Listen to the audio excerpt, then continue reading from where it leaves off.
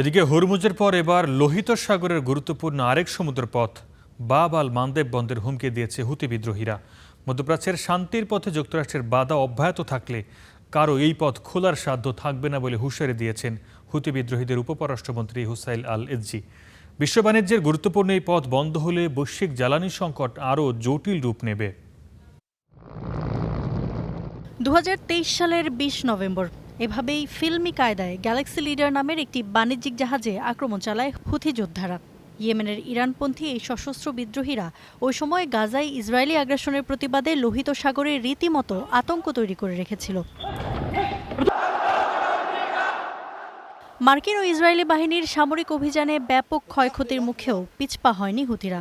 গাজায় যুদ্ধবিরতি কার্যকরের পর লোহিত সাগরে থামে তৎপরতা। তবে হরমুজ প্রণালী নিয়ে ইরানের সাথে মার্কিন উত্তেজনা বাড়ার জেরে ফের সক্রিয়তা বাড়ানোর হুঁশিয়ারি দিয়েছে তারা। এজন্য হাতিয়ার হিসেবে ব্যবহার করা হবে লোহিত সাগরকে এডেন উপসাগরের সাথে সংযুক্ত করা গুরুত্বপূর্ণ প্রণালী বাব আল মানদেব। সানা থেকে হুথিদের পরিচালিত সরকারের অভিযোগ, মধ্যপ্রাচ্যে শান্তির পথে বাধা সৃষ্টি করছে যুক্তরাষ্ট্র। তাই ইরান যেভাবে হরমুজ আটকে দিয়েছে, তেমনি কণ্ঠনালী চেপে ধরা হবে বাব আল মানদেব প্রণালীরও। বিশ্বের কোনো শক্তিই তা খুলতে পারবে না বলেও হুমকি দেওয়া হয়েছে।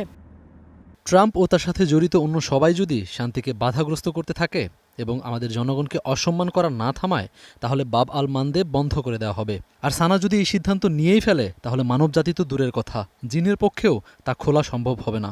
এর আগে চলতি মাসের শুরুতে ইরানের সাবেক পররাষ্ট্রমন্ত্রী আলী আকবর ভেলায়েতিও এই পথ বন্ধ করে দেওয়ার হুমকি দিয়েছিলেন। গেল 5 এপ্রিল সামাজিক মাধ্যমে একটি পোস্টে তিনি লিখেছিলেন, প্রতিরোধ ফ্রন্টের ঐক্যবদ্ধ কমান্ড বাব আল মানদেবকে হরমুজের মতোই দেখছে।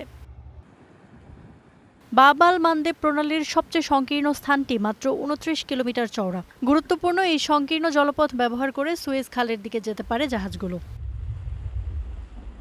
2023 সালে হুতিরা লোহিত সাগর অবরোধ করার পর সুয়েজ খাল দিয়ে জাহাজ চলাচল প্রায় 50% কমে গিয়েছিল। শিপিং খরচও বেড়েছিল 2 থেকে 3 গুণ। কেবল বিমার খরচই বেড়েছিল 250%-এরও বেশি। Iffat Ira, star news.